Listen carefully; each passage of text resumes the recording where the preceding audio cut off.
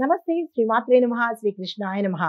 July నెల 19, 2025 శనివారం నాటి పంచాంగం ప్రకారం శ్రీ విశ్వావసు నామ సంవత్సరం దక్షిణాయనం గ్రీష్మ ఋతువు ఆషాఢమాసం కృష్ణపక్షం. ఈరోజు సూర్యోదయ సమయము ఉదయం 5:55 సూర్యాస్తమ సమయం సాయంత్రం 6:49 ఈరోజు తిథి నవమి మధ్యాహ్నం 2:41 వరకు. తదుపరి దశమి తిథి ప్రవేశము. ఈ నక్షత్రం భరణి రాత్రి 12:35 వరకు. తదుపరి కృతికా నక్షత్ర ప్రవేశము. ఈరోజు వర్జం ఉదయం 11:11 నుంచి మధ్యాహ్నం 12:41 వరకు. దుర్ముహూర్త సమయం ఉదయం 7:38 నుంచి ఉదయం 8:30 వరకు. యమగండ కాలం మధ్యాహ్న సమయంలో 1:59 నుంచి మధ్యాహ్నం 3:36 వరకు. బ్రహ్మముహూర్త సమయం తెల్లవారుజామున 4:19 నుంచి 5:07 వరకు. అమృత గడియలు రాత్రి సమయంలో 8:08 నుంచి రాత్రి 9:37 వరకు. ఇది నేటి పంచాంగం. నమస్తే. తదుపరి రాశి కర్కాటక రాశి. ఈ రాశిలో ఉండే వారికి ఆర్థికంగా స్థిరత్వం కనబడుతుంది. అప్పులు తీరిపోయే అవకాశం కనబడుతోంది. రుణాల జోలికి ఈ రోజైతే ప్రయత్నం చేయకండి. విద్యార్థులకు అనుకూలంగా ఉంటుంది. ఉద్యోగస్తులకు మాత్రం కొంత ఇబ్బందికరమైన వాతావరణం గోచరిస్తోంది. కుటుంబంలో ఆనందకరమైన వాతావరణం ఉంటుంది. కొత్త ఆలోచనలు ఏమైనా మీరు చేయాలన్నా వ్యాపార పరంగా, ఉద్యోగ పరంగా, కుటుంబ పరంగా ఇలా మీరున్న రంగాల్లో ఏదైనా కొత్తగా ఆలోచించాలి అంటే దాన్ని అమలు చేయాలి అంటే కనుక ఈ రోజు చాలా చక్కగా ఉండబోతోంది. ఆ ప్రయత్నాలు చేసుకోండి.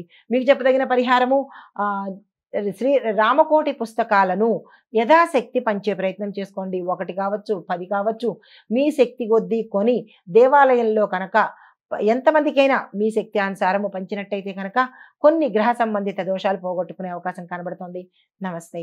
తదుపరి రాశి సింహరాశి. ఈ రాశిలో ఉండే వారికి బుద్ధితోనే మీ యొక్క పనులు కార్యాలు చేసుకునే అవకాశం కనబడుతోంది. అది ఏ రంగంలో ఉన్న వాళ్ళైనా సరే, అంటే తెలివితేటలతోనూ చాకచక్యంతోనూ ఈరోజు మీరు పనులు చేసుకోబోతున్నారు. కానీ కొంతమందికి బుద్ధి వక్రీకరించి, అంటే బుధుడు వక్ర దిశలో ప్రయాణం చేస్తున్నాడు కాబట్టి బుద్ధి వక్రంగా ఉండి కొన్ని ప్రభావాలు మీ మీద పడే అవకాశం కనబడుతోంది. ఈరోజు ఈ రాశిలో ఉండేవారు ప్రతి రంగంలో ఉన్నవాళ్ళు జాగ్రత్తలు తీసుకునే ప్రయత్నం చేయండి. చేసేసిన తర్వాత అయ్యో నేను పొరపాటు చేశాను, బుద్ధి లేక చేశాను, ఇలాంటి మాటలు అనుకునే ప్రయత్నం చేసుకోకండి. ఈరోజు అప్రమత్తంగా ఉండే ప్రయత్నం చేసుకోండి. అయితే మీకు చెప్పదగిన పరిహారము ఆకుపచ్చ పళ్ళను కానీ, ఆకుపచ్చ వస్త్రాలను కానీ బుధగ్రహానికి సంబంధించిన ప్రీతి కొరకు ఈ ప్రయత్నాలు చేసినట్టయితే కనుక ఆ చిన్ని ఇబ్బందులు కూడా తొలగిపోయే అవకాశం కనబడుతోంది. ఆ ప్రయత్నం చేసుకోండి. నమస్తే. తదుపరి రాశి కన్యా రాశి.